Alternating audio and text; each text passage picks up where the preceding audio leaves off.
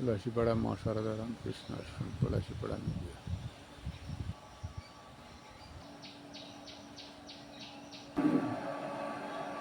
ঠাকুরমা স্বামীজি মা সর্বানন্দ।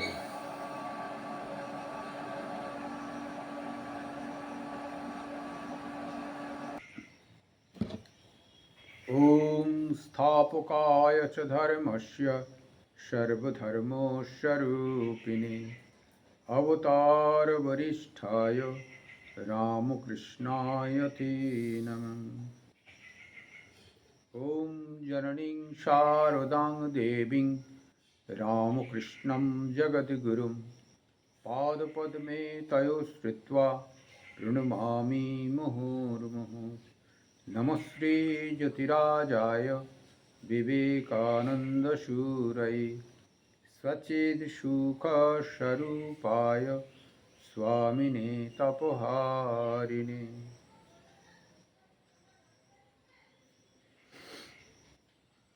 আজকে আমরা রামকৃষ্ণ গল্পকথা একটু আলোচনা করব, যতটা হয়েছিল তারপরের থেকে। আজকে রামকৃষ্ণ গল্পকথা পর্ব 48 হবে, সম্ভবত 47 হয়েছিল।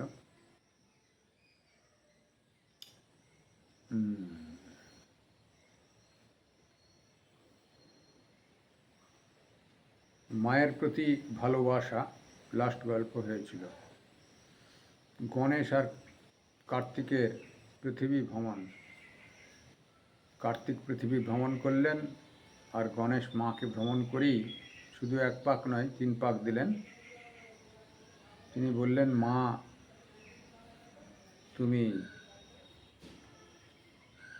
সমষ্টিরূপে সারা বিশ্বময় আছো, অতএব বিশ্ব ঘুরে আমার কি দরকার, এই মাই তো সারা বিশ্বে আছে।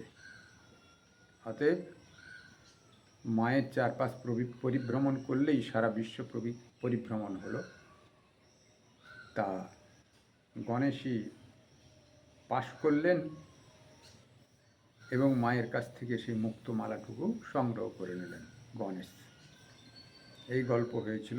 আজকে আমরা ভগবান দুবার হাসেন এই গল্প আপনাদের কাছে একটু আলোচনা করা যাক। ভগবান 2 কথায় হাসেন।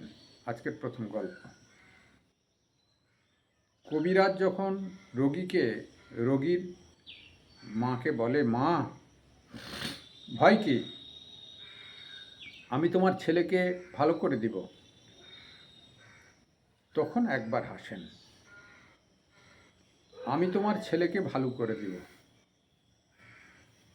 এই বলে হাসেন।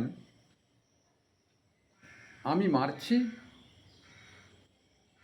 আর এ কিনা বলে আমি বাঁচাবো। কবিরাজ ভাবছে আমি কর্তা, ঈশ্বর যে কর্তা একথা ভুলে গেছে। তারপর যখন 2 ভাই দড়ি ফেলে জায়গা ভাগ করে আর বলে এদিকটা আমার ওদিকটা তোমার, তখন ঈশ্বর আর একবার হাসেন। এই মনে করে হাসেন,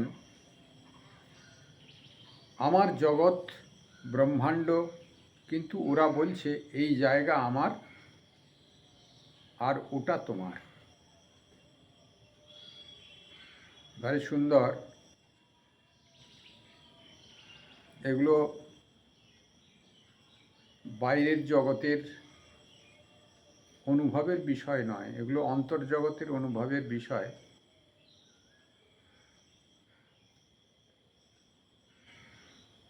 ঈশ্বরের প্রতি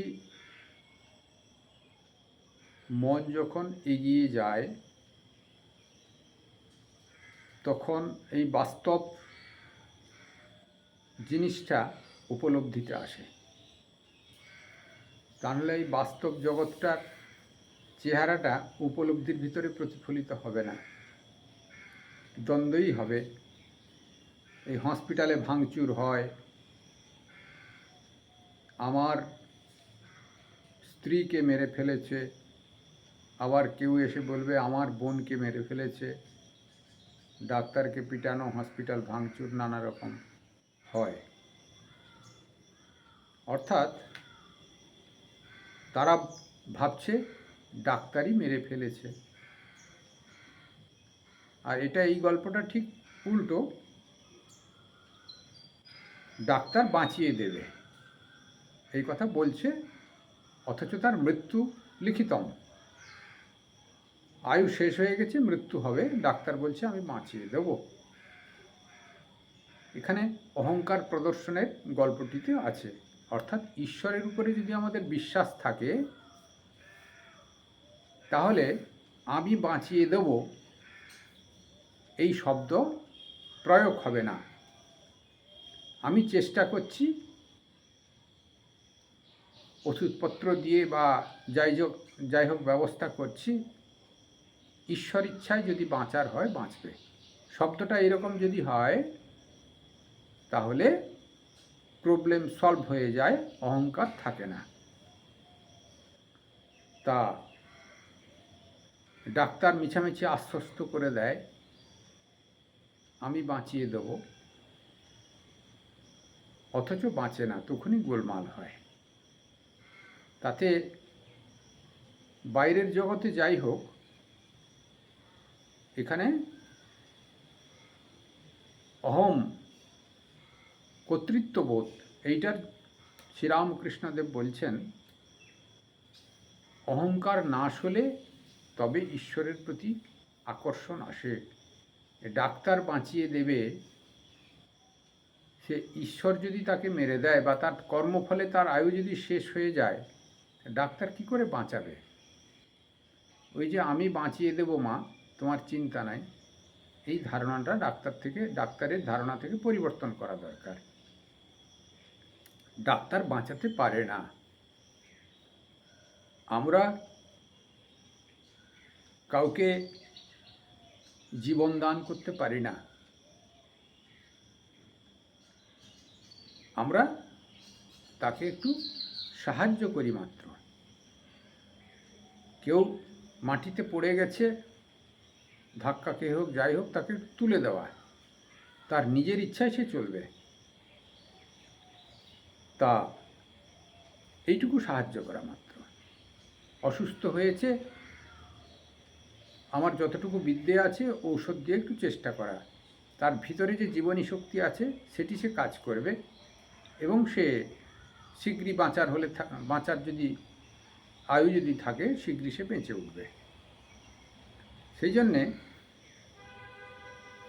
ডাক্তার যদি ঈশ্বরের উপর নির্ভরশীল হয়, নিজে পুরুষকার দিয়ে চেষ্টা করবে এবং ঈশ্বরের ইচ্ছায় রোগী ভালো হবে, তাহলে সমস্যার সমাধান হবে। তাতে ডাক্তারেরও অহমিকা নাশ হয় এবং রোগীদেরও প্রবলেম কম হয়, গার্জেনদের। তা এই আমাদের অহংকারটা নাশ যদি হয়, তাহলে আমরা ঈশ্বরের কাছে এগিয়ে যেতে পারবো, এটি মূল কথা।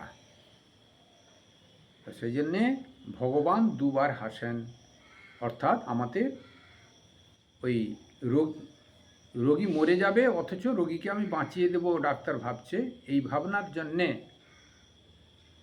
একবার হাসেন। অর্থাৎ রোগী মরে যাবে ডাক্তার জানে না, অজ্ঞানের বশবর্তী হয়ে অহংকার প্রদর্শন করেছে। অজ্ঞান এবং অহংকার দুই সংযুক্ত হয়েছে। সেই জন্যে আমাদের অহংকার এবং অজ্ঞানকে নাশ করতে হবে, তাহলে সমাধান হবে। আরেকটি বলছেন, দুই ভাইয়ে যখন জমি ভাগ করে, একই গল্পের দুটি পার্ট। একটি ভাই আরেকটি ভাইয়ের সঙ্গে ঝগড়া করে জমি দড়ি দিয়ে ভাগ করছে, এদিকটা তোর, এদিকটা আমার। এইরকম ভাগ গ্রামাঞ্চলে তমামই হয়ে থাকে। তা সে সময় ভগবান আর একবার হাসেন। সারা বিশ্ব ব্রহ্মাণ্ড ভগবানের, অথচ এইটুকু জায়গা নিয়ে নিজেরা মারপিট করে, এই দিকটা তোর, এই দিকটা আমার, এই জায়গার ভিতরে ঢুকলে তোকে কেটে দিব, এই জায়গার ভিতরে ঢুকলে তোর ঠ্যাং ভেঙে দেব। এই সব হচ্ছে। অর্থাৎ মনের ভিতরে উদারতা নাই, মনের ভিতরে সমষ্টি চিন্তা ভাবনা নাই, কেবল স্বার্থ চিন্তা। জগতের প্রত্যেকটা মানুষের এই স্বার্থ চিন্তার জন্যে এত দ্বন্দ্ব, এত ঝগড়া, এত মারপিট, এত খুনোখুনি, এত রক্তক্ষয়, এত সংসার, এক একটি সংসার ধ্বংস হয়ে যায়, একটি গ্রাম নষ্ট হয়ে যাচ্ছে, একটি শহর, একটি রাজ্য, একটি দেশ, এই করে করে হয়তো বিশ্বযুদ্ধও বেঁধে যাচ্ছে। এটি তোর, এটি আমার, এটি তোর, এটি আমার, স্বার্থের লড়াইয়ের জন্যে। ক্ষুদ্র স্বার্থ থেকে একটু বড় দেশব্যাপী স্বার্থের জর্জরিত হয়ে গেল, দিয়ে ঝামেলা সৃষ্টি হয়ে গেল। কিন্তু সেটা যদি আমরা সমষ্টি চৈতন্যকে লক্ষ্য করি, সেজন্য আন্তর্জাতিক, বাইরের জগতে অন্তর্জগৎ একটা সৃষ্টি হয়েছে, আন্তর্জাতিক সিস্টেম। হঠাৎ কেউ দেশের সঙ্গে দেশের হঠাৎ করে বেশি ঝগড়া করতে পারবে না, টুকিটাকি ঠিক আছে, তাহলে আন্তর্জাতিক মহল থেকে চাপ দেবে, ঝগড়া থামাও, মারপিট থামাও, ভালো জিনিস একটা। তা সেই ঝগড়া বিবাদ কেবল ক্ষুদ্র স্বার্থের জন্য হয়। যদি আমরা সমষ্টি চিন্তা করি, বৃহতের চিন্তা করি, ধরুন আমার দুই ভাই লড়াই করছে, কিন্তু বাবা তো একটা ছিলেন, তার দুই ভাই লড়াই করেছে, বাবার দুই ভাই, তার আগে দাদু তো একটা ছিলেন। এইভাবে দেখা যাবে সমষ্টি চৈতন্য একটি, সবার ভিতরে সেই একটি চৈতন্য সত্তা আছে। এইটা যদি আমরা উপলব্ধি করি, তাহলে প্রত্যেকের ভিতরে সেই ঈশ্বরের ভাবনা সঞ্চিত হবে, বা সে দেখতে পাবে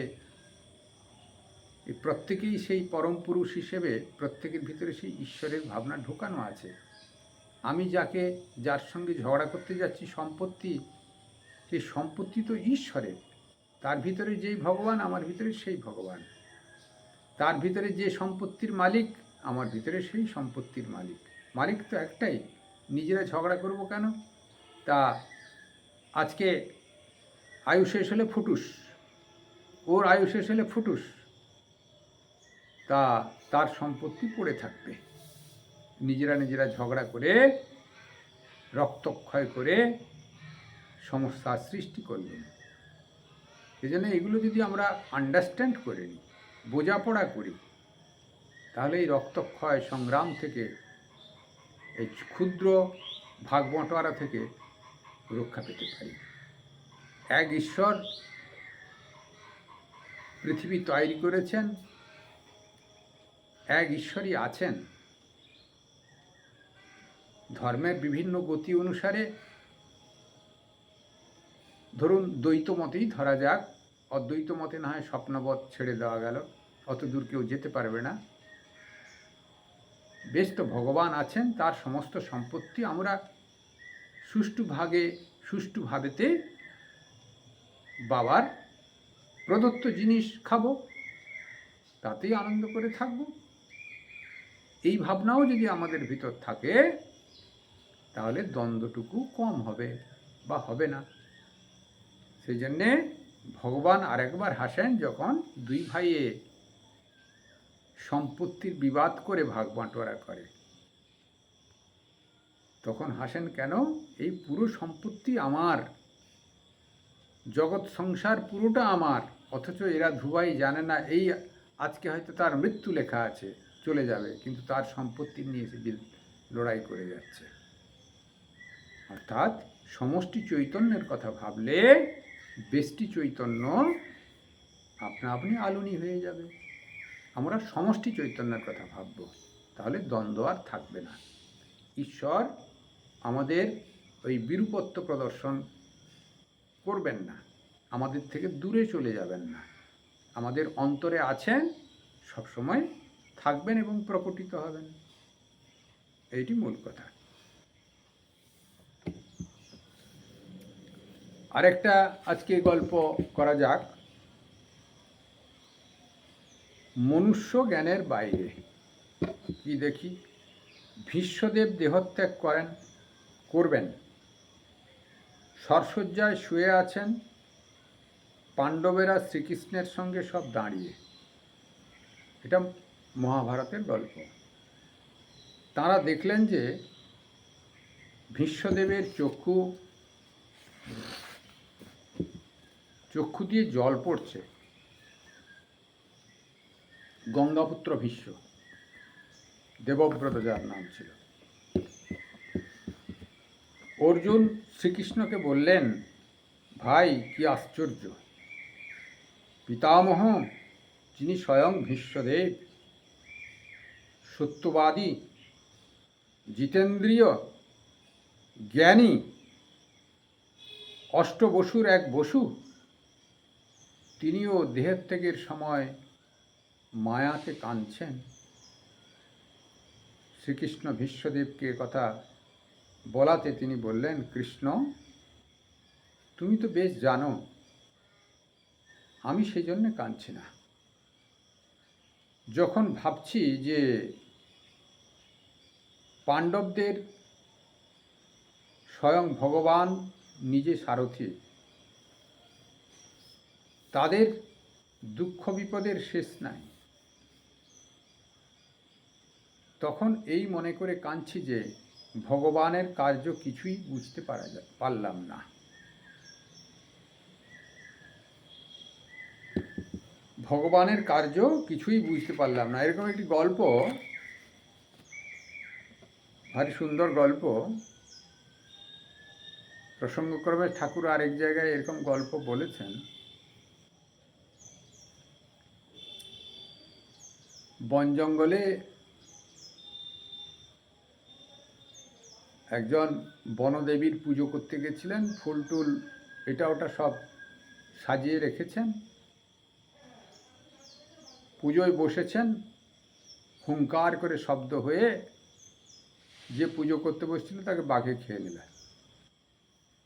আরেকজন জঙ্গলে কাঠ কাটতে গেছিল, সে কখন বাঘ আসে সে জানতো আগে থেকে, গাছের উপরে চড়ে বসেছিল। ওই সময় বাঘ ওই পাশ দিয়ে রাউন্ড মেরে পালায়, জল খেতে আসে তেমনি চারপাশ তাকিয়ে টাকিয়ে পালিয়ে যায়। ও তার আগেই গাছে উঠে বসেছিল। সে এই পরিস্থিতি দেখলো এবং পরে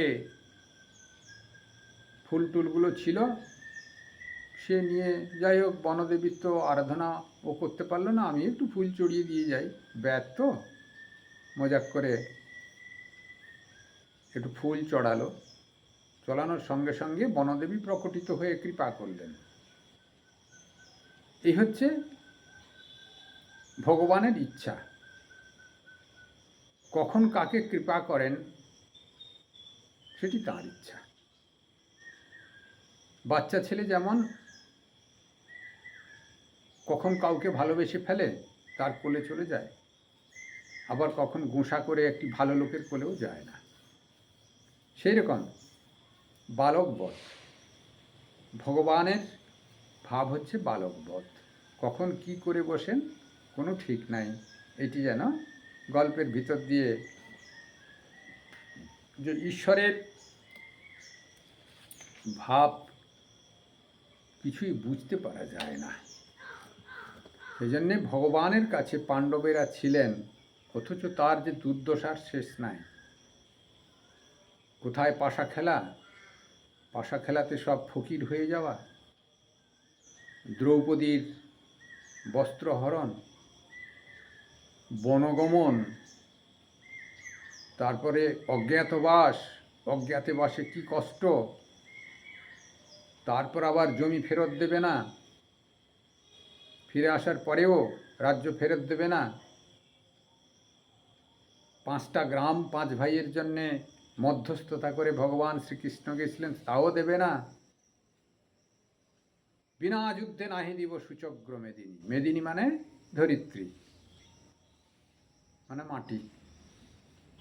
যুদ্ধ অবশ্যম্ভাবিক, অর্থাৎ যুদ্ধেতে হয়তো জয়লাভ করলেন, সমস্ত আত্মীয় বধ হলো, প্রজা কেউ নাই তাকে শাসন করবে কি? রাজাই কেবল সম্বল। তা যাই হোক, রাজ্যপাট ভগবান ছিলেন বলে পাণ্ডুরা রাজ্যপাট পেলেন ঠিকই, কিন্তু প্রজা পেলেন না। শত্রুই নাই, শত্রু মুক্ত হয়ে গেছে, প্রজাই নাই, তা কার শাসন হবে? যাই হোক, তা এইভাবে কষ্টের ভিতর দিয়ে সারা জীবন পাণ্ডবদের গেছে। ভগবান শ্রীকৃষ্ণও কষ্ট করেছেন অবশ্যই। তা সেই জন্যে ভক্তের রক্ষা করেন ভগবান, কিন্তু কর্মফল তাকে ভোগ করতে হবে, এইটি মূল কথা। আমাদের যা কর্মফল তা কেউ খণ্ডন করতে পারবে না। ওই মাই একমাত্র বলেছেন। সারদা মায়ের আমাদের এই আশ্রমের একটি বাণী লেখা আছে, যিনি ঠাকুরের নাম করেন, ঠাকুরকে যিনি সমর্পণ করেন মন প্রাণ, দেহ মন প্রাণ, তার ব্রহ্ম সাপেও কিছু হয় না। তার যে লেখা ছিল তার নিজে হাতেই তাকে কাটতে হয়। অর্থাৎ তার যা কর্মফল লেখা ছিল সেটাও তার নিজে হাতে, ভগবানের স্মরণ করলে ভগবানকে নিজে হাতে তা কেটে দিতে হয়, অর্থাৎ ভক্তকে রক্ষা করেন। কিন্তু এখানে পঞ্চপাণ্ডবের রক্ষা করলেন ঠিকই, কিন্তু তার কর্মফল তাকে ভোগ করতে হলো। বিভিন্ন কষ্টের ভিতর দিয়ে, ভগবানের সান্নিধ্যে থেকেও বিভিন্ন কষ্টের ভিতর দিয়ে জীবন অতিবাহিত করতে হয়েছে। টিকে ছিলেন, শেষ পর্যন্ত টিকে ছিলেন। সেই জন্যে ভগবত আশ্রয়ে থাকলে সে টিকে থাকবে, আর ভগবত আশ্রয়ে না থাকলে তিনি নাশ হবেন। অর্থাৎ যে সয় সে রয়, ভগবানের আশ্রয়ে থাকলে তাকে একটু সইতে হয়, এবং সেই থাকে, সেই থেকে যায়, ভগবানই তাকে রক্ষা করেন। যে সয় সে রয়, যে নাশ হয় সে নাশ হয়ে যায়, অর্থাৎ যে সয় না সে নাশ হয়ে যায়। অর্থাৎ যে হঠকারিতার ভিতর দিয়ে জগৎ ভোগ করতে চায় সে ধ্বংস হয়ে যায়। এটি ভারী সুন্দর এই ভীষ্মদেবের কথা বলে গল্পটার মূল জিস্ট এটাই গল্পের ভিতর দিয়ে এটা বোঝাতে চেয়েছেন। তা আজকে এই পর্যন্ত থাকুক, 23 মিনিট হয়েছে। ওম নিরঞ্জনম নিত্যমনন্তরূপম ভক্তানুকম্পাধিত বিগ্রহম বহি ঈশাবতারং পরমেশমিড্ডম তম রামকৃষ্ণম শিরসা নমামি। সর্বে ভবন্তু সুখিনঃ, সর্বে সন্তু নিরাময়াঃ, সর্বে ভদ্রাণি পশ্যন্তু, মা কশ্চিৎ দুঃখমাং ভবেৎ। কল্যাণমস্তু কল্যাণমস্তু।